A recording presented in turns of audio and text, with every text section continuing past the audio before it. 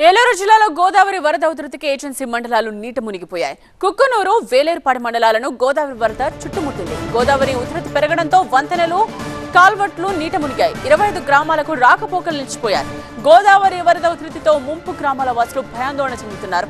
గోదావరి వరదలతో అధికారులు అలర్ట్ అయ్యారు. ముంపుకు గురయ్యే గ్రామాల ప్రజలను ముందస్తుగా సురక్షిత ప్రాంతాలకు తరలిస్తున్నారు. ఏలూరు జిల్లాలో గోదావరి నది ఉగ్రరూపం దాలుస్తోంది. వరద తీవ్రతతో వశిష్ఠ గోదావరి హోరెత్తుతోంది. పశ్చిమ గోదావరి జిల్లా నర్సాపురం, సకినేటిపల్లి, దొడ్డిపట్ల, అబ్బిరాజుపాలెం రేవుల్లో పంటు పడవల రాకపోకలను ఆర్టీఓ రాజు నిలిపివేశారు. తూర్పు గోదావరి, కోనసీమ, కాకినాడ, పశ్చిమ గోదావరి, ఏలూరు జిల్లాల యంత్రాంగం సన్నాహక చర్యలు చేపట్టింది. ఎన్డీఆర్ఎఫ్, ఎస్డీఆర్ఎఫ్ బృందాలు రంగంలోకి దిగాయి. ఏలూరు జిల్లాలో గోదావరి వరద ఉధృతిపై మా special correspondent Ravi complete details అందిస్తారు.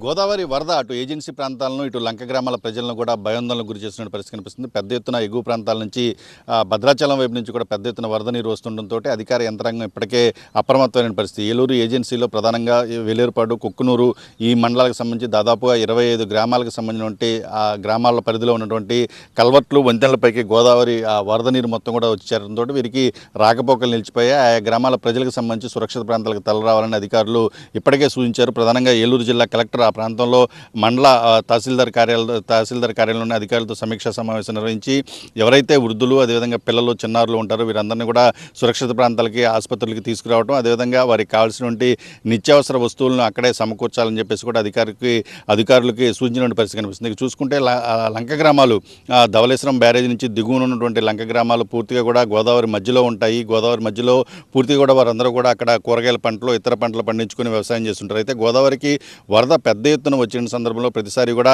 వారి పొలాలన్నీ కూడా నీట మునిగిపోతాయి. వేసినటువంటి కూరగాయ పంటలు కావచ్చు, ఇవన్నీ కూడా నీట మునిగి మొత్తం కూడా పంట నష్టం ఏర్పడుతుంది. ఈసారి కూడా అదే జరుగుతోంది. ప్రస్తుతం ఈ సీజన్లో గోదావరికి ఇదే పెద్ద ఎత్తున వరద రావడంతో ఇప్పటికే ఈ కూరగాయ తోటలన్నీ కూడా నీట మునిగినాయి అని చెప్పేసి రైతాంగం మొత్తం కూడా చెప్తున్న పరిస్థితి కనిపిస్తుంది.